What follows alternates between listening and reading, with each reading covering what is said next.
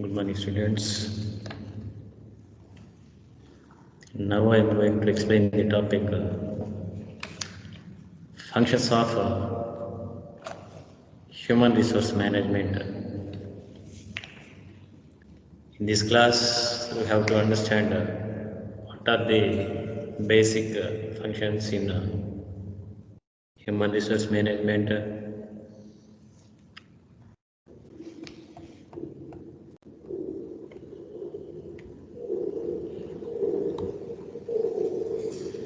See, already last class I explained about personal human resource, introduction of human resource management and job evaluation and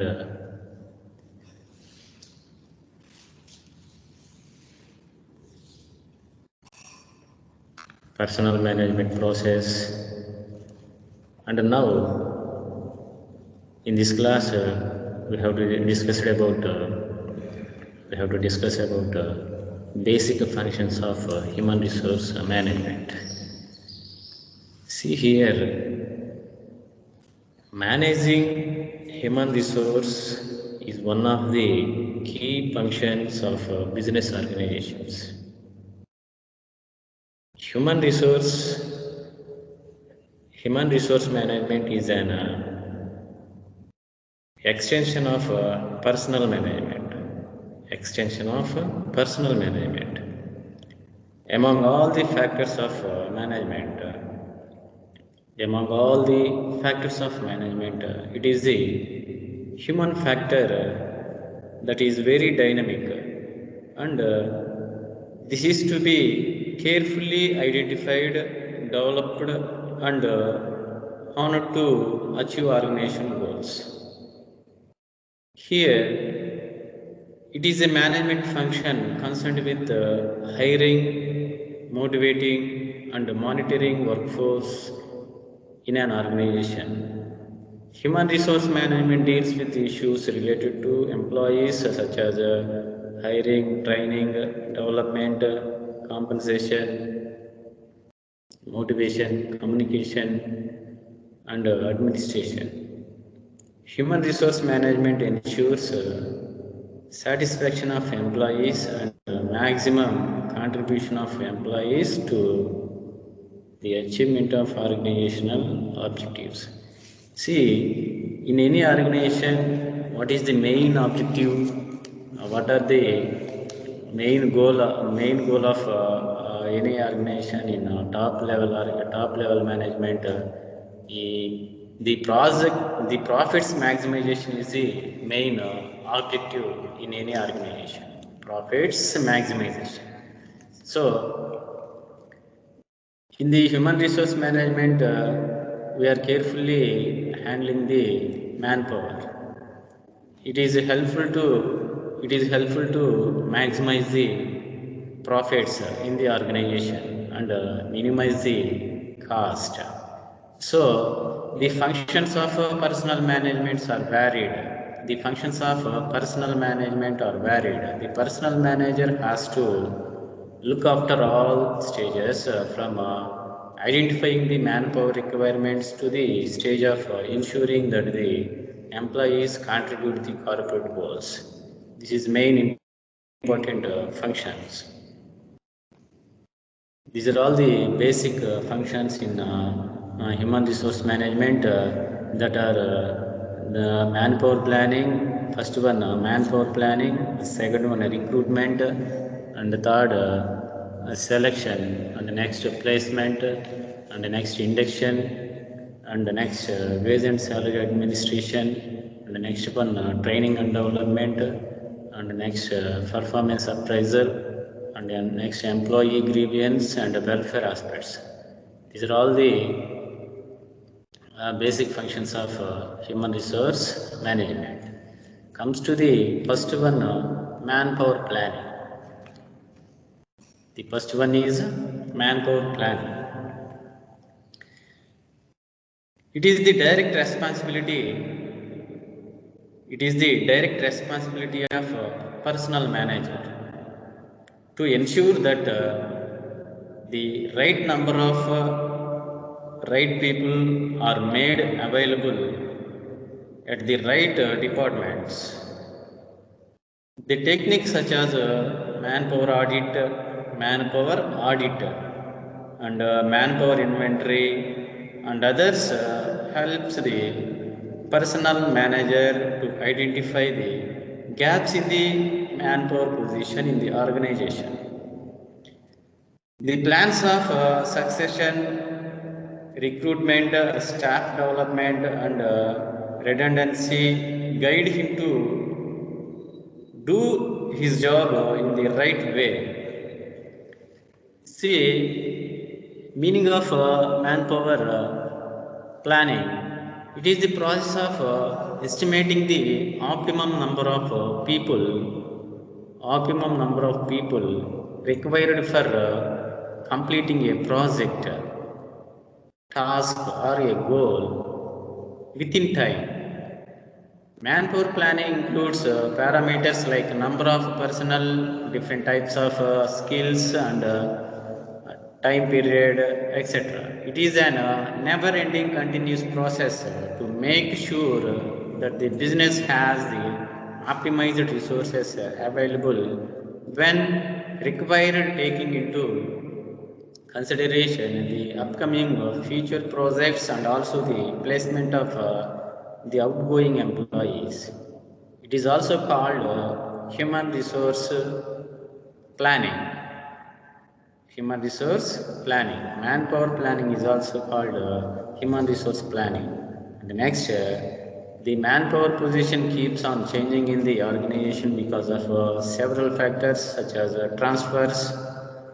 You know very well about transfers and promotions and also demotions and retirements and death of the employees. These factors are affected the manpower position changing in changing in the organization. That is transfers, maybe transfers and promotions and demotions, retirements and death of the employee. This is about manpower planning. And the next one and the next function, recruitment. When the manpower plans reveals the need for additional people in the organization, the personnel manager has to initiate the search for prospective employees and see that they apply for jobs in the organization.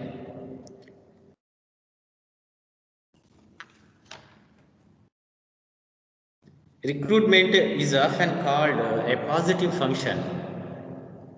Recruitment is often called as a positive function. It is because the applications are invited at this stage for further scrutiny and shortlisting. Before advertising for the position, it is common to check up if the position could be filled in the internally. The personnel manager has to check up if the position would be filled in internally. The main the source of recruitment include internet, executive search agencies, advertisements in the media including TV and radio, employment exchanges, university and college campuses, trade journals and so on. These are all the sources of recruitment. And these are all the sources of recruitment for employment at different managerial levels. It means maybe top level or middle level and lower levels. In any organization, there are three levels are there: top level and middle level and lower levels. The source of recruitment for shop floor, it means shop floor employees. It means it means lower level employees, lower level employment. The source of recruitment for shop floor employees continues to be traditional. These include display of vacancy, position on the factory gate, recommendation of existing employees, employment exchanges, and others. These are all the source of recruitment for shop floor in the organization. This is about recruitment. Next one, the next function is selection. The next function is selection. The selection means the process of identifying the most suitable persons for the organization is called selection. The main purpose of selection is to choose the right person for the right job. Select the right person for the right job. It is the main purpose of selection, and the selection process, depending upon the cadre, involves different stages, such as aptitude test, group discussion, and personal interviews in professionally run organizations. However, there is no standard practice in this regard. Many factors such as urgency, position, advertised, and cost involved, and availability of candidates, and so on, govern the process of selection. Based on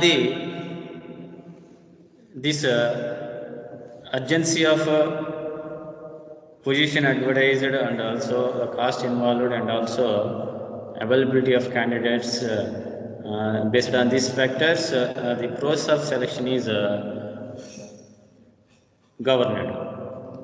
The selection process can be identified as the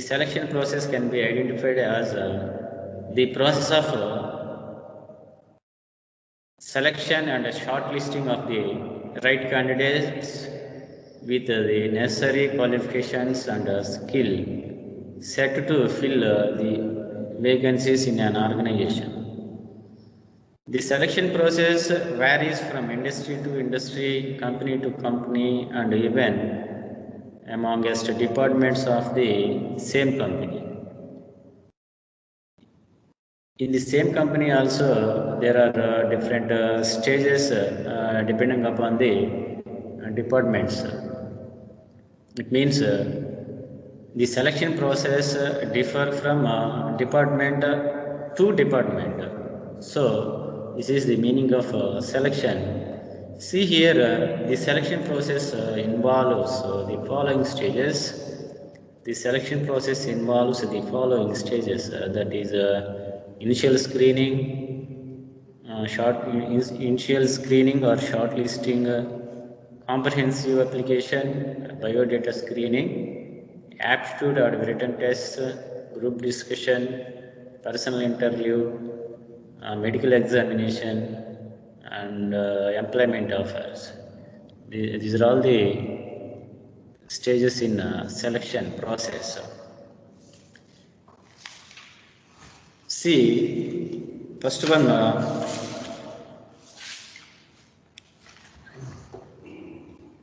initial screening or shortlisting.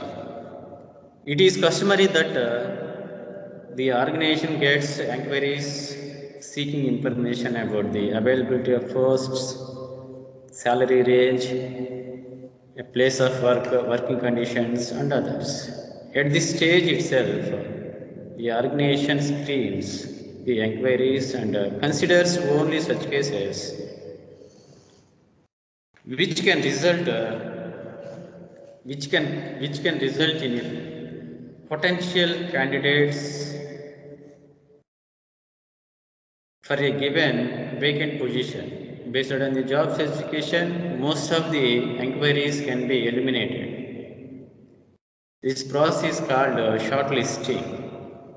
Also, in cases where the applications are considered to process the necessary qualifications and aptitude, they are encouraged. They are encouraged to make a formal application. In this case, in the case where the post is advertised, the applicants come to know the requirements of the job and apply for the same. The applications of those who do not have necessary qualifications are eliminated at this stage. This is known as initial screening and shortlisting. And the second one, comprehensive application. Comprehensive application or biodata screening. Once the initial screening is completed, the applicants are asked to complete an application form. Asked to complete an application form provided by the organization. The details of the comprehensive employment profile of the applicants are to be furnished in the given format. In some cases, the organizations ask the applicants to send their biodata with all the particulars about their education, professional training and accomplishments, skills, experience, and so on. Some organizations would like to know the personal interest of the applicants for managerial positions, and hence instead that detailed note on why the applicant wants to join in this organization has to accompany the applications. Here the applicant furnishes all the relevant information in cases where the information is incomplete. Such applicants are dropped at this stage. So this is the comprehensive application and biodata screening. The next one, aptitude or written tests. Organizations usually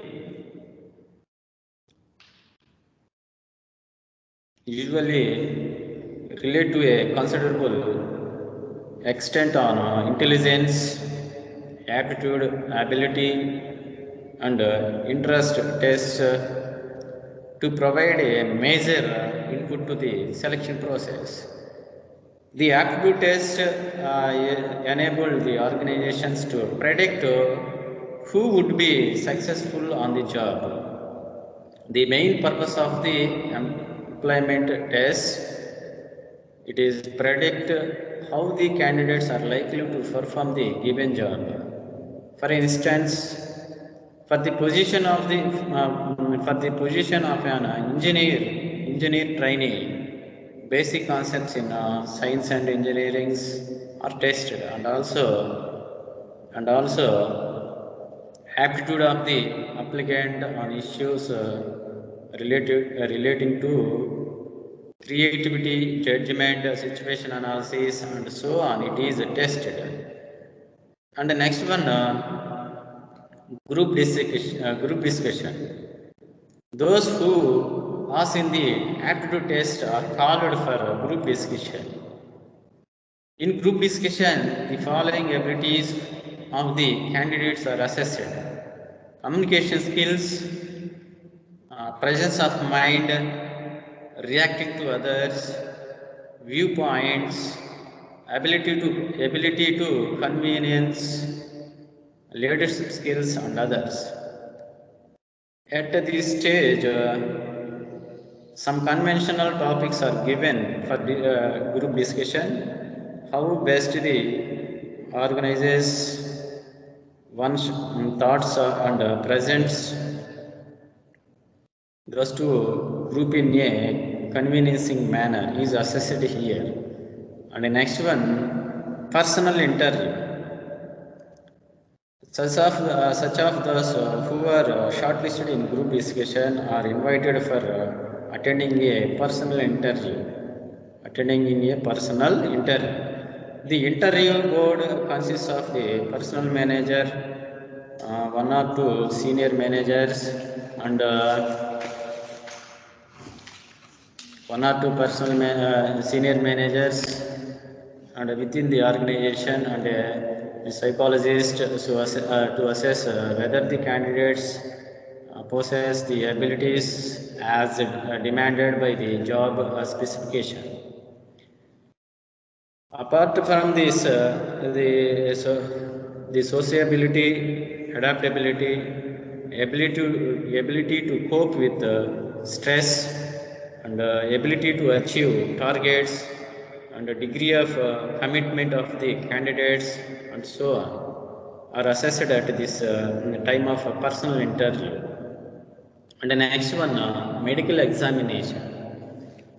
In this stage, those who are shortlisted in the interview are referred to for medical examination. This is intended to ensure that the candidate is in good health and has enough capacity to comply with the requirements of the job.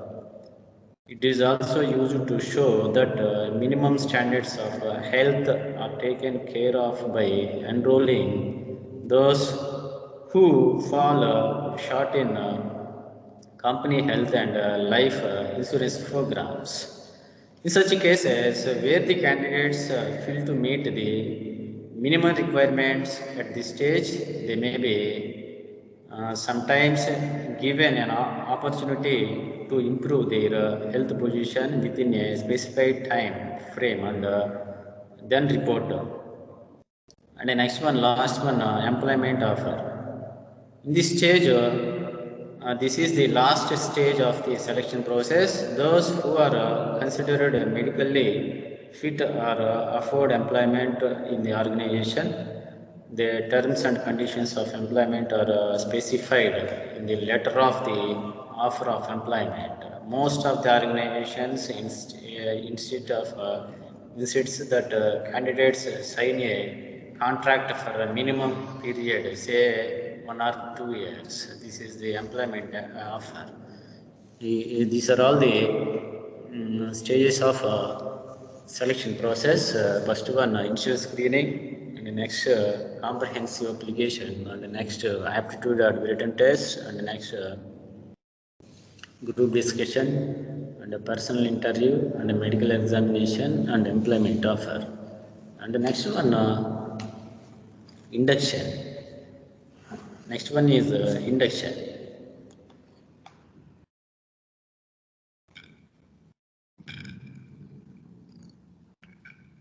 The main idea of this function is to share the information about the facts of the company with the new employee. It means what are the company goals, and which type of procedures we have to follow in this organization,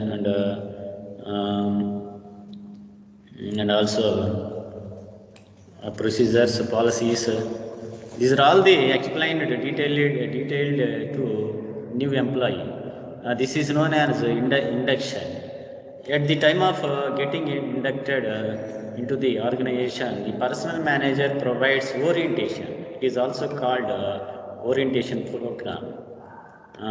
Personnel managers orientation to the new employees about the profile of the organization, its business, and its departments, and their job. Induction processes is also called orientation. Induction process is also called orientation. Induction is the process of welcoming newly recruited employees and supporting them to adjust to their new roles and working environments. This is the induction. And the next, the process of induction includes the new employees with the vision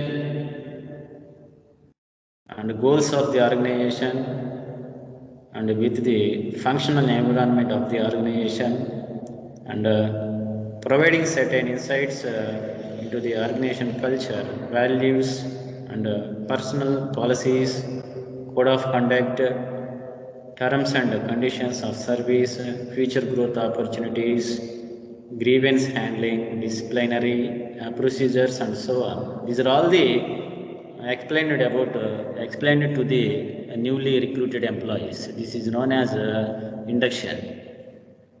And the next one, training and development. And the next function is training and development. The training and development are essential for achieving organization goals. Training leads to human development, that is better skills, motivation, and personality development. And the following indicates training needs: high turnover among the new recruits, increase in wastage of materials, and the next increase in the number of rejected units of production, increase in the number of customer complaints, and the next increase in the accident rate, and the next reduced productivity levels, and the next increase in mission breakdowns. In these situations, the employees are getting to training and development. The following indicates training needs. And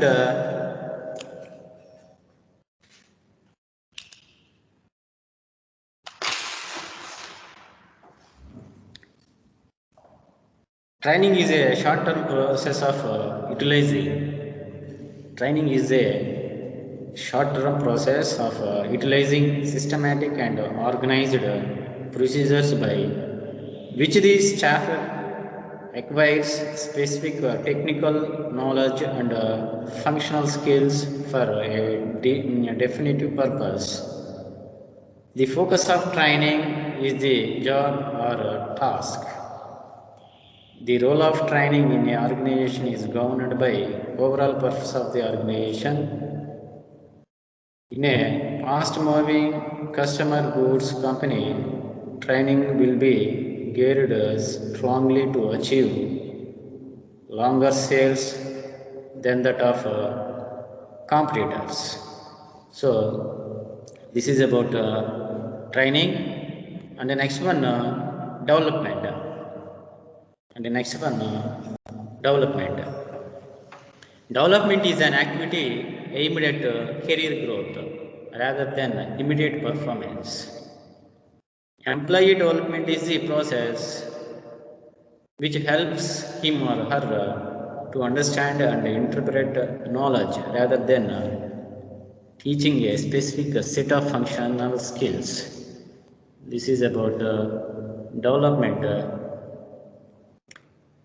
In training, assessing the needs, training needs can be assessed in such a case where a gap exists between the actual and standard performance of the job.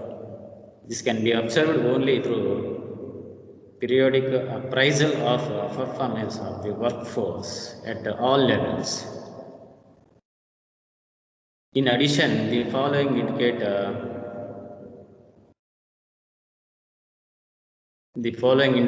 training needs. That means high turnover among the new recruits, waste increase, and decreasing the productivity, increasing the accidental rates, increase mission breakdowns. These are all the things.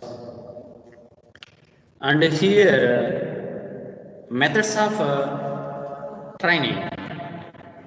The methods are two types. The methods of two types. That is, the first one is on-the-job training method, and the next one off-the-job training. See here, first one, on-the-job training methods are designed to make the employees immediately productive. It is learning by physically doing the work. It means learning by physically doing the work. It focus here is to provide specific skills in a real situation. These methods includes job instruction training and experiential learning and demonstrations and apprentice training. These are all the comes under on the job training methods. And also second one, off the job training. Off the job training leads it provides a relatively broad idea relating to a given job or task. These are meant for developing an understanding for general principles, providing a background knowledge or generating an awareness of comparative ideas and practice. These methods include lectures and conferences and seminars and the next team discussion and case study and role playing and programmed instruction and the next simulation exercise, group decision making. These are all the comes under off the job training method. Off the job training method. Development, it means next development is an activity aimed at career growth rather than immediate performance employee development. It is the process to help him or her to understand and interpret knowledge rather than teaching a specific set of functional skills. The advantage of the advantages of training and development programs are maintaining a sufficient and suitable range of skills among the employees and developing knowledge and skills in the workforce and next achieving higher job performance and productivity and the next improving service to customers and the next enhancing job satisfaction of the employees and the next one improving prospects for internal promotions and so on. These are all the benefits of and advantages of training and development programs. And next class we will discuss about training methods, that is on the job training methods and off the job training methods and remaining functions of HRM. Thank you watching for this video.